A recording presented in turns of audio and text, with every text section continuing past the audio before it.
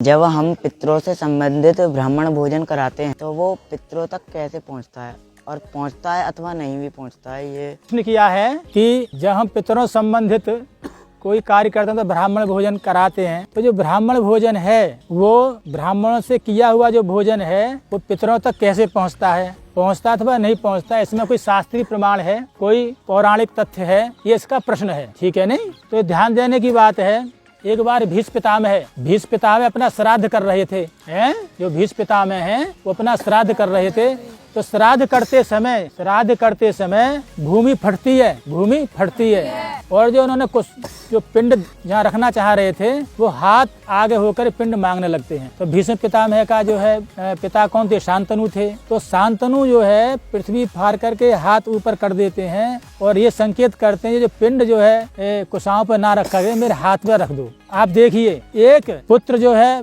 पिता का पिंडदान कर रहा है और पिंडदान करते समय स्वयं पिता भूमि को फाड़ करके उस पिंड की याचना करता है, किंतु ऐसे समय भी उनमें भावुकता नहीं बनी। क्यों? यदि शास्त्र में भावुकता बन जाएगी तो फिर शास्त्र की मर्यादा नहीं रहेगी। तब उन्होंने जो है ये विचार किया, ये पिंड ये तो साक्षात पिता अपने हाथ में मांग रहे हैं, और दूसरा जो है ये शास्त्र में जो लिखा है वो पिंड जो है कुशाओं पर रखना लिखा हुआ है। तो प्रसिद्धि भी है, यदि नाग पंचमी में हम जो है नाग को दूध पिलाना जाते हैं ना, यदि घर पे नाग देवता आ जाए तो उनका पूजन घर पे करना चाहिए। बम्बई में दूध पिलाने क्यों जा रहे हो? लौकिक प्रसिद्धि है नहीं है। तो जो जिनको हम पिंड दान कर रहे हैं वो साक्षात जो उसको मांग रहे हैं तो उनको देना चाहिए। हम लोग तो दे देते हैं, किंतु नहीं, जो शास्त्र के बंधन में बंधे हुए हैं वो भावुकता में नहीं बहते। तो वही श्लोक है ये, श्राद्ध काले मम पितु मया पिंडा सम्बद्धतः तम पिता मम हस्तेन भित्वा भूमि मयाचितो। वो कहते हैं जो भीष्म पितामह है, श्राद्ध काल में मेरे पिता ने मुझसे पिंड मांगा,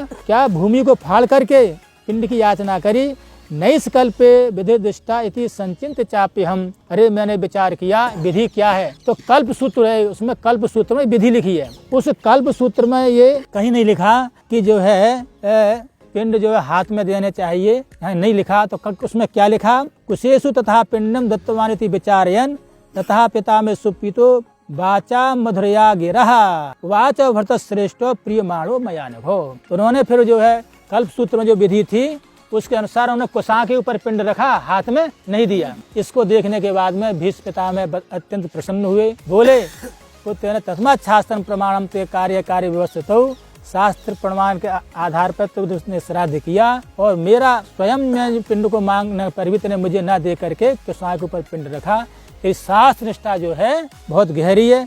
बोल तू क्या वर मांगता है? तो उन्होंने जो है भीष्म पितामह ने कहा है कि भाई आप जो स्वर्गस्थ हैं, स्वर्ग में रहने वाले हैं, तो आपको जो अनुभव होगा ये बात आप तक कैसे पहुंचनी चाहिए तो आप अच्छे ढंग से बता सकते हैं।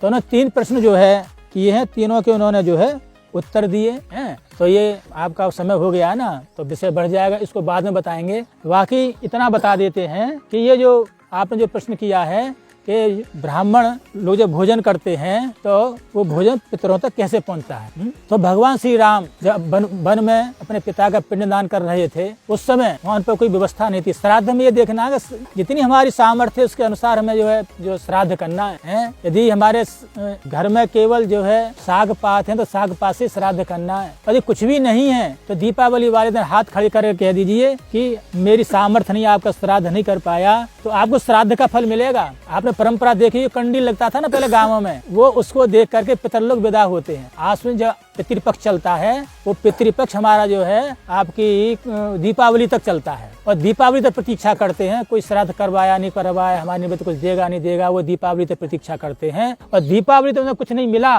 तो निराश होकर के साफ दे करके चले जाते हैं। हाँ, यदि वास्तव में किसी पे कुछ भी नहीं है और हाथ खड़ा करके ये कह दे कि हे मेरे पितरों, हे मेरे देवता हो, मुझ पे आपके लिए कुछ भी नहीं है और आप जो है मुझे प्रसन्न हो, तो उसको आशीर्वाद देकर चले जाएंगे। ये नहीं कहेंगे कि भाई इसने हमारा श्राद्ध क्यों नहीं किया। तो ये विषय जो है जब भगवान श्री राम ने कि जब पिता की तिथि आई श्राद्ध कर रहे थे तो सामर्थ्यवान थे, अरे 7 अन्नपूर्णा थी, स्वयं भगवान मर्यादा पुरुषोत्तम थे, चिंतन करते सब वस्तुएं आ जाती, किंतु नहीं, वो तो भगवान मर्यादा पुरुषोत्तम है ना, भगवान मर्यादा पुरुषोत्तम है। तो इसलिए उन्होंने मर्यादा जो शास्त्रीय जो मर्यादा है वो जो है कही। तो दोनों भाई जाते हैं, अपने फल हैं और आपका साग है और इंगुद माने आपका जो इंगुद होता है बेरिया का फल, उसके पिंड बनाते हैं वो भगवान श्री कृष्ण और रो करके जो प्रार्थना करते हैं अपने पितरों से। क्या इदम भुक्ष महाराजो प्रीतो विष्णा वयम इदन्हा पुरुषो लोके तन्नास्तस्य देवता। हे महाराज, हे पिता, ये जो मैंने आपके लिए पिंड रखे हैं, ये जो है आप जो है प्रेम पुरुष को ग्रहण करिए। क्यों? पुरुष में जैसा इदन्हा पुरुषो लोके तन्नास्तस्य देवता, जो संसार में वस्तु उपलब्ध होती है पुरुष उसी को लेकर के उसका श्राद्ध करते हैं। जैसा अन्न होता है जिसके पास उसी श्राद्ध करता है। आज मेरे पास आपके लिए कुछ खिलाने को नहीं है।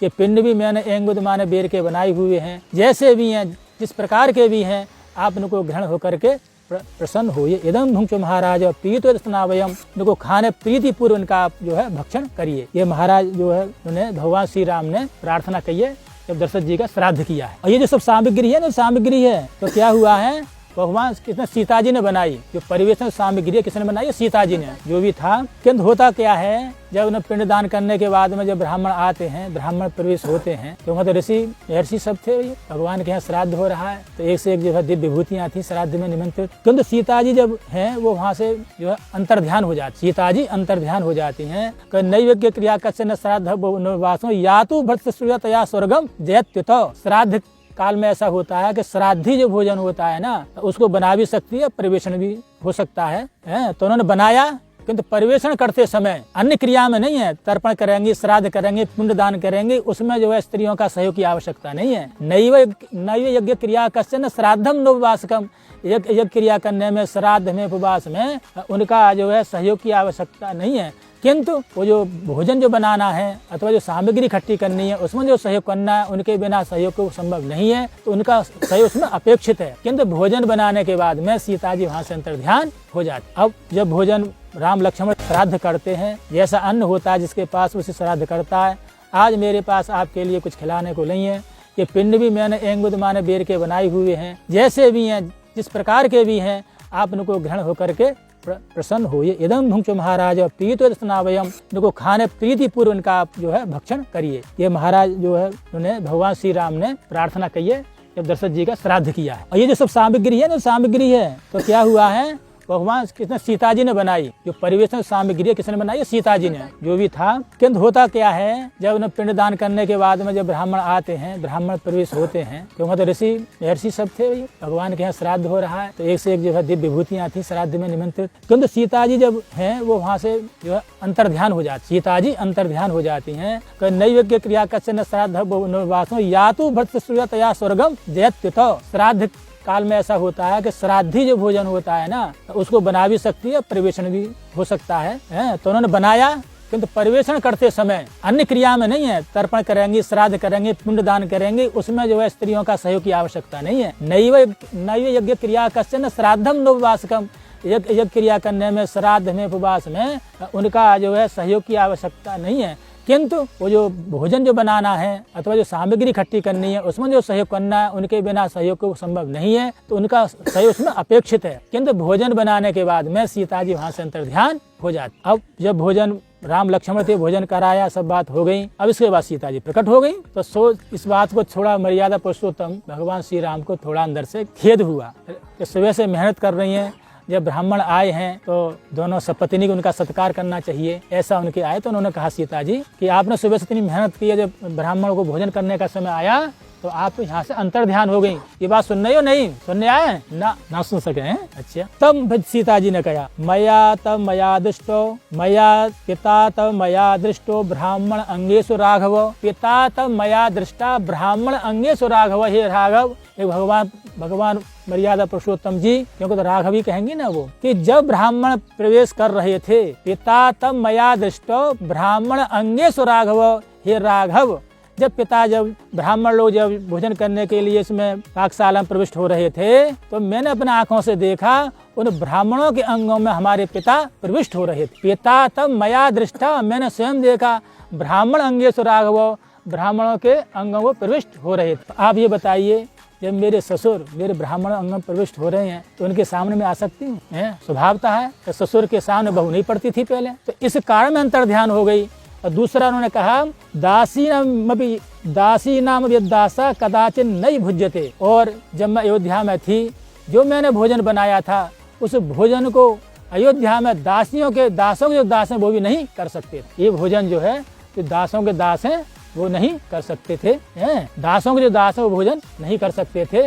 ये ऐसे भोजन को परोसते हैं। पिता का श्राद्ध है, मेरे ससुर का श्राद्ध है और भोजन जो है इस ढंग का है, ऐसे भोजन परोसने की मेरी सामर्थ्य नहीं थी, इसीलिए अंतर्ध्यान हो गई। और याहम राज्ञा पुरादष्टा सर्वाभरण भूषिता, याहम राज्ञा पुरादष्टा सर्वाभरण भूषिता, जो हमारे ससुर हैं दशरथ जी हैं, आपके पिता भी हैं, जिस पुत्र वधू के लिए पुरादष्टा पहले सर्वाभरण भूषिता, सभी अलंकारों से भूषित देखा हो, जिस रानी के लिए, आपकी धर्म पत्नी के लिए हमारे ससुर ने सर्वाभरण भूषिता, सभी आभूषणों से भूषित देखा हो, और वो उसको जब बनवासिनी देखते, आपके पिता जब उसको बनवासिनी देखते कि छालाओं से पूरा तन ढका हुआ है, जो राजाओं की महारानी है, इतना सुख सुविधा से रहने वाली है, उसकी मेरी वो दुर्दशा वो सहन नहीं कर पाते, मुझे देखते कि भोजन करते वो। या हम राज्ञा परादष्टा सर्वाभरण भूषिता, सभी आभूषण भूषित, जिन्होंने मुझको देखा है और मुझे बनवासिनी को देखने के बाद में वो भोजन कर सकते थे। ये राजन 3 कारण थे ऐसे, इस कारण से मैं यहाँ से अंतर्ध्यान हो गई।